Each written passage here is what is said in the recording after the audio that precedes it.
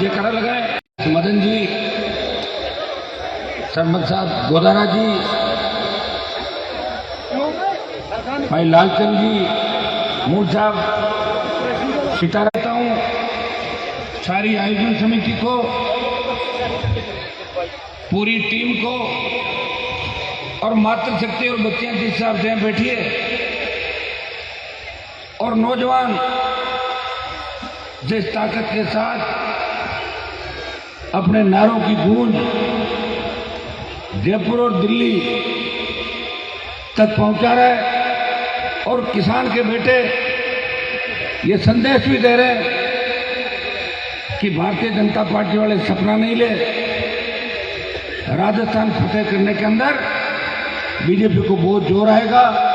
हमें वो हर चीज याद है कि इस तरह किसानों को 1 साल तक लंबा आंदोलन करने के लिए मजबूर होना पड़ा और जब देश का किसान संकट में था, इस देश के अंदर अगर किसी किसान के बेटे ने मंत्री पद को ठोकर मारी, सत्ता छोड़ी, वो नागौर का शासक था जिसने अपने भाइयों की पीड़ा देख के सड़क के ऊपर चला गया और सत्ता दिल्ली के अंदर छोड़ी। भाइयों, अगर जिद्दी मोदी को किसी ने झुकाया, पंजाब, हरियाणा, राजस्थान, दिल्ली, उत्तर प्रदेश और देश के किसान के बेटों ने, किसानों ने मोदी की हैकड़ी निकाल दी देश के अंदर और मोदी को झुकना पड़ा, तीनों कृषि कानून वापस लेने पड़े। लेकिन दुर्भाग्य इस बात का है कि इनकी पीड़ा और मानसिकता किसान के मामले में जो किरकिरी हुई, एक नया आदेश निकाला कि सेना को ठेके पे देंगे, सेना संविदा पर जाएगी, अग्निपथ योजना लाए और नए अग्निवीर 4 साल के लिए भर्ती करेंगे। भाइयों, देश के अंदर 450 से ज्यादा किसान के बेटे लोकसभा के अंदर और 150 से ज्यादा किसान राज्यसभा के अंदर है। इन जवानों की पीड़ा को किसी ने नहीं समझा। अगर देश के जवानों के लिए किसी ने लड़ाई लड़ी, अग्निपथ का विरोध किया और जोधपुर में 2 लाख जवानों की रैली करके मोदी को चुनौती दी कि प्रधानमंत्री जी, आप ये मत सोचना कि पिछली बार की जो आपकी हार हुई है, इस बार आप जवानों को थका दोगे। वो किसान के बेटे हैं ये सारे, बॉर्डर की रखवाली करते हुए हमेशा हमारे लोगों ने सादत दी। इसलिए समय लग सकता है, लेकिन मैं आपको विश्वास दिलाता हूं कि दूसरी जो बड़ी रैली जोधपुर के बाद होगी, वो आप ही किसी इलाके के अंदर बैठ के तय करेंगे। आगामी 1 महीने के अंदर अंदर इस इलाके के अंदर कम से कम 3 से 5 लाख देश का, प्रदेश का जवान जुटेगा, अग्निपथ का विरोध करेगा। भाइयों, जब लोकसभा का सत्र चला था तब आपने देखा होगा, मैं जब लोकसभा के अंदर गया, मुझे लगा कि अग्निपथ योजना के खिलाफ कांग्रेस और दूसरी पार्टियां भी बोलेगी, लेकिन दुर्भाग्य इस बात का था कि हनुमान बेनीवाल अकेला ही तख्ती लेके खड़ा था लोकसभा के अंदर कि अग्निपथ वापस लो। कांग्रेस वाले विरोध जरूर कर रहे थे, लेकिन वो मांग कर रहे थे कि राहुल और सोनिया के घर पे ईडी के छापे मत मारो, हमें परेशान मत करो। ये सही बात, कांग्रेस विरोध कर रही थी, लेकिन सोनिया, राहुल और गैस सिलेंडर का एक पोस्टर लेके आए। मैं कह रहा हूँ बाजू नहीं कर सकते तो कम से कम अग्निपथ के बारे में कांग्रेस पार्टी को बोलना चाहिए। मैं तो अकेला सांसद हूँ, सब सारा विपक्ष अगर मिलकर मजबूती से अग्निपथ के खिलाफ लड़ता तो निश्चित रूप से एक संदेश पूरे देश के अंदर जाता। भाइयों, लेकिन मैं आपको विश्वास दिलाता, मैं कोई बात पकड़ता हूँ, मैं उसको बीच में नहीं छोड़ता, मेरी आदत है। मैंने एक वादा किया था राजस्थान के जवान किसानों से कि मैं वसुंधरा को 7 समंदर पार भेज दूंगा। मैंने वसुंधरा को 7 समंदर पार भेज दिया। मैंने अगर कहा कि फला व्यक्ति को मैं सलाखों के पीछे डलाऊंगा, सलाखों के पीछे डलवाया। मैंने अगर कहा कि किसान के बेटों के सीनों पे जो गोलियां मार रहे हैं उनका रास्ता साफ कर देंगे, और रास्ता भी साफ करके उनको दूसरा रास्ता दिखा दिया। हनुमान बेनीवाल जो कहता है वो करता है। अब की बार पार्टी बना के जब मैं बीच में आया, समय बहुत कम था, मुझे लोगों ने कहा कि हनुमान जी, आपकी पार्टी की वजह से किसान के बेटे हार जाएंगे। भाइयों, मैंने मदद करी, जितनी संख्या आपकी पिछली बार थी उससे 15-20 की संख्या 18 में बढ़ा दी, लेकिन फायदा कुछ भी नहीं हुआ। आप देखिए, या कांग्रेस के विधायक है, चाहे चूरू जिले में देखिए, आप राजगढ़ की हालत देख लीजिए, चूरू के अंदर त्राईमाम कर रहे हैं। उस सत्ता के हमारे विधायक दुखी होके किन परिस्थितियों के अंदर गुजरे हैं। ये नागौर रहा 8 विधायक हमारे चूरू, हनुमानगढ़, गंगानगर से लेके बाड़मेर, तमाम राजस्थान के कांग्रेस पार्टी के जो पार्टी 13 दूल्हे और 1 लुटेरी दुल्हन जो वो सुन रहा है 14 हो गए बीजेपी के हर कोई अंदर इन बड़े नेताओं को घर में घुसा सकता हूं। तो आपको मेरी ओर देखना है, खाली नारे लगाने से और हल्ला करने से, सेल्फी खींचने से सत्ता में नहीं आओगे। सरदार शहर का विधायक राष्ट्रीय लोकतांत्रिक पार्टी का बने, तारानगर का विधायक आरएलपी का बने, राजगढ़ का विधायक आरएलपी का बने। ये सीताराम जी नाइक हमारे बीच बैठे, सुजानगढ़ के अंदर आरएलपी ने चुनाव लड़ा, तब लोगों ने कहा था कि 5-7 हजार वोट आएंगे। मैं धन्यवाद दूंगा किसान के बेटों को, अपने अपने साधनों से, अपनी ताकत से वोटों की संख्या 32,000 प्लस सुजानगढ़ के अंदर करके ये संदेह किया कि 2023 के अंदर सीट राष्ट्रीय लोकतांत्रिक पार्टी होगी। ये चूरू की धरती कमजोर धरती नहीं है। सरदार शेर के किसान के बेटों ने, चूरू के किसान के बेटों ने सरहदों की रक्षा करते हुए हमेशा सीनों पर गोलियां खाई, चाहे जागीरदारी प्रथा थी, चाहे अंग्रेजों का राज, हर चीज का डट के मुकाबला किया। लेकिन धीरे धीरे जब हमारे नेता कमजोर पड़ते गए तो हमारे लोग भी कमजोर पड़ गए। और जिस तरह का शोषण चूरू जिले के अंदर देखने को मुझे मिला कि हमारी जाति की सबसे बड़ी संख्या है और जिन जातियों की संख्या नहीं है वो लोग चूरू जिले का शोषण 70 साल से करते आ रहे लगातार। तो भाइयों ये ठीक तो आपको ही करना पड़ेगा, मेरा वोट तुम्हें लगता नहीं, मैं तो आपको जगाने के लिए निकला हूँ। मेरी लड़ाई में अगर आपको कोई कमी नजर आ जाए मुझे कोई सुझाव दे देना, मैं और लड़ लूँगा जैसा कहोगे। लोकसभा में अकेला लड़ रहा हूँ, जब 24 MP आपको 100 मिलते। गाय, जिसको भारतीय जनता पार्टी गाय माता कहती है, जिसके नाम से सत्ता के अंदर आई, गाय और राम मंदिर, गाय की लंपी बीमारी से कितनी गायों ने दम तोड़ दिया राजस्थान के अंदर। कोई MP नहीं बोला, पार्लियामेंट के अंदर सबसे पहले मैं बोला। जब मैं बोला तो कई लोग कहते ये लंपी क्या है, अब धीरे सबको पता लगे लंपी क्या। हर गांव के अंदर 300, 400, 100 से लेकर गायों की मौत हो रही है। आज हमारा पशुधन खत्म हो रहा है, कौन बचाएगा इस पशुधन को बताइए। जब कोरोना आया था मोदी ने मरने के लिए छोड़ दिया और गहलोत ने भी मरने के लिए छोड़ दिया। 50 लाख मौतें देश के अंदर हुई और कोरोना की दूसरी लहर के अंदर हमने जवानों को ऑक्सीजन सिलेंडर के अभाव के अंदर दम तोड़ते हुए देखा था। भाइयों ऐसा भयावह दृश्य नहीं देखा। हम तो इंसान थे, हम बोल के बता सकते थे, लेकिन ये तो पशु है। गाय अपनी पीड़ा किसको बताएगी। मैं भारतीय जनता पार्टी के नेताओं को पूछना चाहता हूँ, जिस गाय को आप अपनी माँ मानते हो वो इस तरह दम तोड़ रही है, मोदी जी गाय को बचाओ, क्यों नहीं बचा रहे हो। ये संख्या कम करना चाहते हो, ये भी एक बयान दे दो कि भाई हम आधी गाय करना चाहते हैं, दे दो मोदी जी बयान के ज़्यादा गाय हो गई। भाइयों ये पीड़ा भारतीय जनता पार्टी दिल्ली में कहती है कि वहाँ तो कांग्रेस की सरकार है। अरे तुम सरकार कांग्रेस बीजेपी की, हमें उससे क्या लेना देना है। लोगों को बचाओ, पशुधन को बचाओ। हमारे किसानों के पास दूसरी ताकत क्या है, या तो खेती है, सिंचाई नहीं वहाँ पे, खेती के बंटवारे हो गए, धीरे धीरे आबादी बढ़ती गई। पशुधन है, अगर वो इस तरह मारा गया किसान कहाँ जाएगा। पहले कितने मेले भरते थे आपके इलाके के अंदर, मेले भरने बंद हो गए। धीरे धीरे हमारी संस्कृति खत्म हो रही है। मैं धन्यवाद दूंगा नौजवानों को कि वीर तेजाजी महाराज को आप सरदार शहर होते हुए और हरियाणा होते हुए लखनऊ तक लेके चले गए। ये बहुत बड़ी जीत हमारे संघर्ष की हुई। और तेजाजी महाराज के जयकारा में इतना दम है कि तेजाजी महाराज की जय बोलते ही राजस्थान सरकार की छिट्टी पिट्टी गुम हो जाती है कि तेजाजी के भक्त आगे बेट फुटवा जाते सारे। और मुझे इस बात की खुशी है कि मैंने धौलपुर से लेकर बाड़मेर और डूंगरपुर से लेकर गंगानगर किसान के बेटों को एक किया, एक मंच में लाया। जाट, यादव, गुजर, मीणा, मेघवाल, मुस्लिम का नारा इस राजस्थान के अंदर दिया और उसी का परिणाम है कि सारी जातियों के किसान के बेटे जो किसान को हम चाहते हैं वो हनुमान बेनीवाल की विचारधारा को पसंद करते हैं। सत्ता छोड़ के अगर सड़क पर कोई लड़ा, पहली पार्टी राजस्थान के अंदर अगर बनाई, नेता तो आपके चूरू में ही बड़े बड़े नाम हुए थे, सीकर में बड़े नाम थे, देख लो आप नेताओं को उठा के लोगों को मिल जाएगा। 52 में, ये थे 57 में पार्टी नहीं बना पाए, या तो किसी हरियाणा की पार्टी का झंडा पकड़ा या कोई उत्तर प्रदेश के नेता का पोस्टर लगा के MLA MP बने होंगे। खुद की पार्टी बना के अगर सैकड़ों नेताओं को राजस्थान में तैयार किया तो हनुमान बेनीवाल है जिसने 5-5 लाख का मंच उन नौजवान किसान के बेटों को दिया तो आधा घंटे तक किसान के बेटे भाषण देते। मैं जब बीजेपी के अंदर था, अटल बिहारी वाजपेयी की रैलियां में देखता था, 30, 40, 50 हज़ार की रैली होती थी। हम चाहते थे कि यार अटल बिहारी की रैली मंच पर चढ़ जाए, मंच पर हमारा नंबर नहीं आता था, क्योंकि बीजेपी तो किसान विरोधी है, वैसे भी आप जानते हो। और आज वही हनुमान बेनीवाल जिससे संघर्ष किया, आपकी सेवा की, सत्ता को छोड़ा, अपने भाइयों का दिल जीता, किसान कौम के लिए लड़ा और सामंती ताकतों को राजस्थान के अंदर परास्त किया।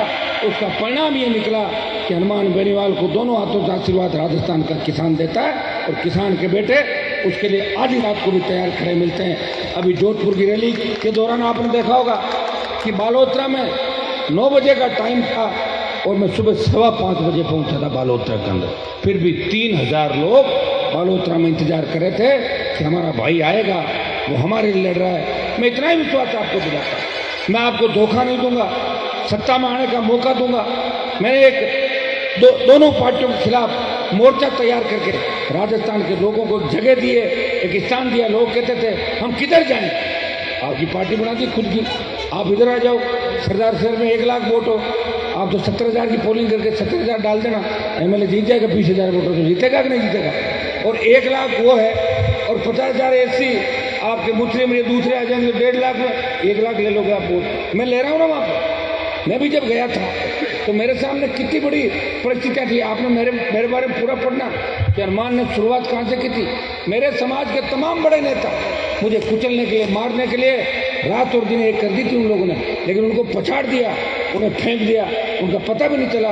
वो घराने जो अपने घर से फतवे जारी करा करते थे, वो मेरे घर पे आके बोले कि साहब हमारे बेटे को बना दो, हमारी बेटी को बना दो, हमारी पोती को बना दो, आप के समाज से हम लोग आते हैं। और मैंने उनकी मदद भी की, लेकिन मदद का परिणाम कुछ नहीं निकला।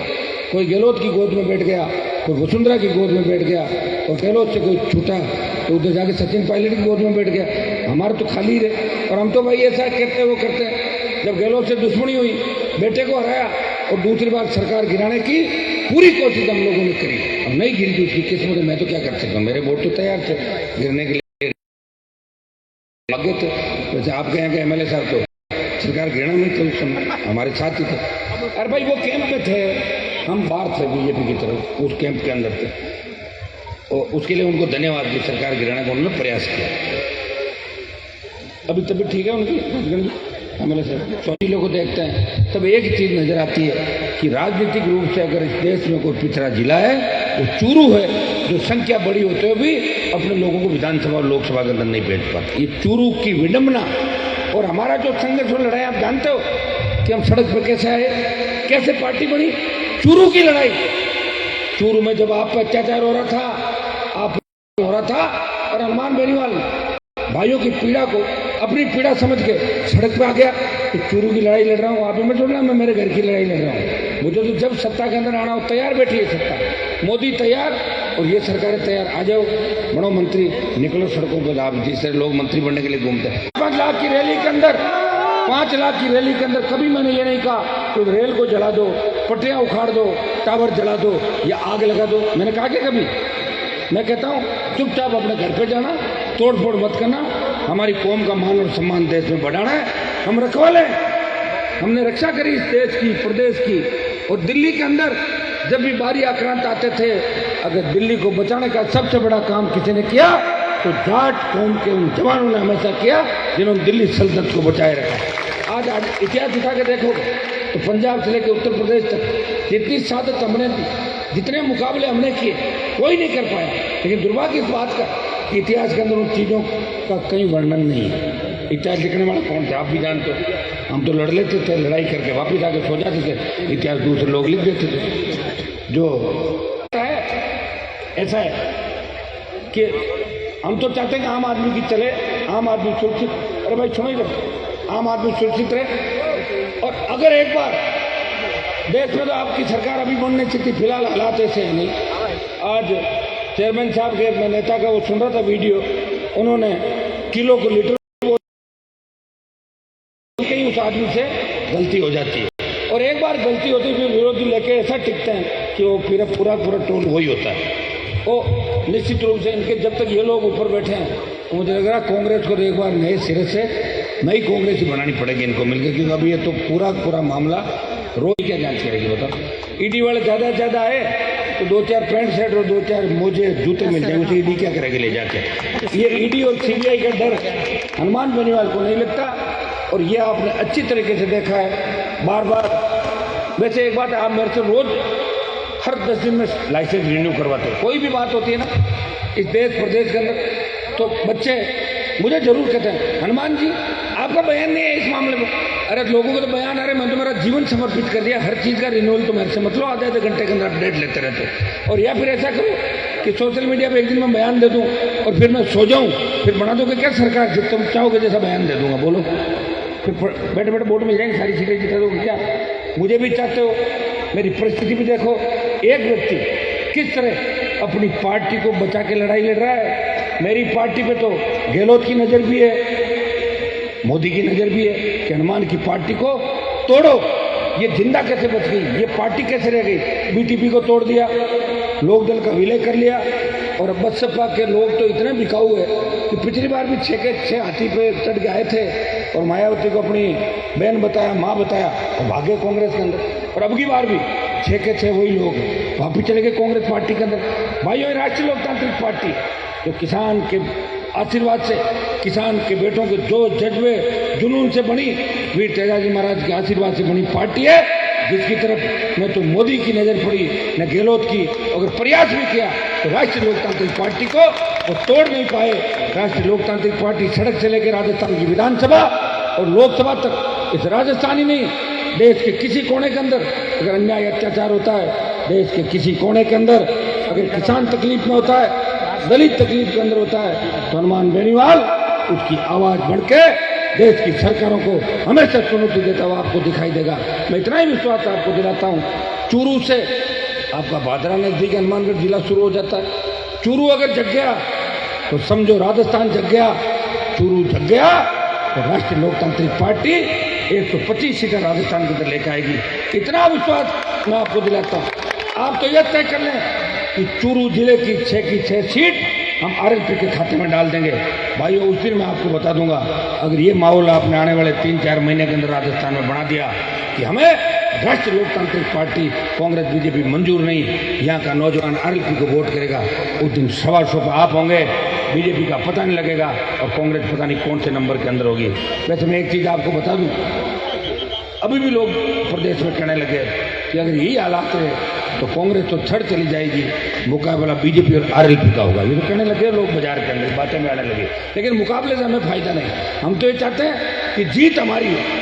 23 में जीत कैसे हो ये तय कर लो आप। मैं तो 13 से 18 और 18 से 23, अब 23 से आप 28 में ले जाओगे तो या तो मेरी उम्र रोक दो, किसी को कह के उम्र वही रह जाए, तो 28 की लड़ाई भी लड़ लूँगा। उम्र भी तो बढ़ रही है ना साथ साथ। भाइयों, इन सब बातों का आपको ध्यान रखना है, क्योंकि मेरे कल बड़े प्रोग्राम हैं। आपकी बड़ी इच्छा थी, गोदारा जी और ये सारी टीम वहाँ मुझे लेने के लिए, साण साहब ये सब लोग वहाँ नागौर मेरे घर पर आए। मैंने इनको वादा किया, वैसे मैंने कहा मैं 4 तारीख को नहीं आ पाऊँगा, जिद कर ली इन लोगों ने। सरदार से मेरा लगाव भी है, आरएलपी पार्टी को आपने समर्थन भी दिया, वोट भी दिया और अच्छा लगा कि सारे नौजवान नेता हमारे कांग्रेस पार्टी से लेकर सारे चौधरी साहब और सारे समाज के लोग यहाँ बैठे हैं। आप लोग मेरी बातों की गहराई में जाइए चौधरी साहब, आपको लगेगा कि आप पार्टी के नाते नहीं बोल सकते होंगे, लेकिन कांग्रेस बीजेपी के अंदर बैठे हुए मेरी कौम के उन नेताओं को जरूर ये महसूस होता होगा कि हनुमान जी बात तो 100% सही कह रहे हैं, वो प्रयास कर रहे हैं, संघर्ष कर रहे हैं और फायदा इनको भी मिल रहा है पार्टी के अंदर। ये मेरे संघर्ष का ही परिणाम था कि बीजेपी कांग्रेस के अंदर आपने देखा होगा कि दोनों प्रदेश अध्यक्ष किस कौम से आते हैं, बताओ मुझे। आपकी कौम से आते हैं ना, तो लड़ाई तो मैंने लड़ी थी, उन्होंने थोड़ी लड़ी थी। तो आपको बीजेपी का अध्यक्ष तो पहली बार जीता है, उसकी जीत में मेरा योगदान है भाई, ऐसी थोड़ी जीत गया। तो करेंगे बात आगे, जो समय आएगा। जो मैं मातृशक्ति हमारी बहनें बैठी है, इनको भी आह्वान करूंगा कि आप 23 की लड़ाई के अंदर इन लोगों को मजबूत करें और झांसी की रानी लक्ष्मीबाई की भूमिका के अंदर आपको आना होगा, नौजवान भगत सिंह की भूमिका के अंदर रहेगा, माताएं बहनें झांसी की रानी लक्ष्मीबाई बन के इस राजस्थान की व्यवस्था को बदलने के अंदर अपने भाई का साथ देगी। जिस तरह वीर तेजाजी महाराज गाय की रक्षा करते हुए अपने प्राण न्यौछावर किए, और तेजाजी महाराज को आज के लोक देवता नहीं है, प्रदेश के अंदर जो भी लोक देवता हुए तो 500, 400, 600 साल पुराने हैं, लेकिन 1000 साल पहले गाय की रक्षा के लिए हजारों लोगों से लड़ाई लड़के गुजरी की गाय वापस जाके दी और अपने प्राण न्यौछावर किए। वचन के धनी थे और अपना वचन बोले, मेरा वचन नहीं जाना चाहिए, मेरी जान चली जाए उस समाज से हम लोग आते हैं। हमें वीर तेजाजी महाराज के आदर्शों को स्थापित करने के लिए प्रयास करना होगा और देश के हर आंदोलन, देश की हर क्रांति को नौजवानों ने नेतृत्व किया और नौजवानों के नेतृत्व में ही वो क्रांतियाँ सक्सेस हुई। और राजस्थान का नौजवान अभी सारा राष्ट्रीय लोकतांत्रिक पार्टी की तरफ है। भाइयों, मैं आपका कितना ध्यान रखता हूँ। अभी यूनिवर्सिटी कॉलेज के चुनाव थे, मैं चाहता था आरएलपी को लड़ा देता, मैंने कहा मैं नहीं लड़ाऊंगा। सारे बच्चे अपने, चाहे NSUS जीतता है, चाहे निर्दलीय जीतता है, चाहे ABP जीतता है, तो हनुमान बेनीवाल को तो फॉलो करता ही है। बिना तैयारी के मैं कोई काम नहीं करता। और अगर आपका मन होगा और अभी से तैयारी चालू करोगे तो चुनाव तो आप जो कहोगे लड़ा देंगे। मैं कोई चुनाव लड़ने से डरता नहीं हूँ, लेकिन मैं चाहता था कि हमारे बच्चों में ज़्यादा गुट नहीं बने, गुटबाजी नहीं हो। और हमारा मकसद 2023 में राजस्थान की सत्ता पर कब्जा करना है। सड़क पर टोल दे रहे हो, महंगी बिजली, पीने का पानी नहीं, रोजगार नहीं, और अपराध से राजस्थान त्राईमाम कर रहा है। न हमारी बेटियां सुरक्षित है, न हमारे बच्चे सुरक्षित है। हमें इस व्यवस्था को बदलना है और व्यवस्था बदलने के लिए वोट की तोड़ से 2023 के अंदर भारतीय जनता पार्टी और कांग्रेस को जवाब देना है। कहीं ऐसा नहीं हो कि कांग्रेस को हराने की ठान लो और बीजेपी को 150 सीट दे दो। हमारे जैसे लोग तो फिर तकलीफ में ही रहेंगे, इसी तरह सड़कों में संघर्ष करते हुए मिलेंगे। आपको इस चीज़ का ध्यान रखना है। कांग्रेस को हराने की सोचो तो भारतीय जनता पार्टी को भी हराना है, राष्ट्रीय लोकतांत्रिक पार्टी को जिताना है। ये मैं नौजवानों को संदेश देने आपके बीच आया हूँ। आपने तेजाजी महाराज का मंदिर बना के एक संदेश पूरे जिले के अंदर दिया, पूरे राजस्थान के अंदर दिया। मैं विश्वास दिलाता हूँ आपके हितों में कुठारा घात नहीं होने दूंगा। हनुमान बेनीवाल पहले भी आपके लिए लड़ा, हमेशा किसान कौम के लिए और अपनी कौम के लिए लड़ने के लिए हमेशा आगे की पंक्ति में खड़ा मिलेगा। पीठ दिखा के नहीं भागूंगा, इतना विश्वास मैं सरदार शेर भोजरा सर के मेरे भाइयों को दिलाने आपके बीच आया हूँ। बहुत बहुत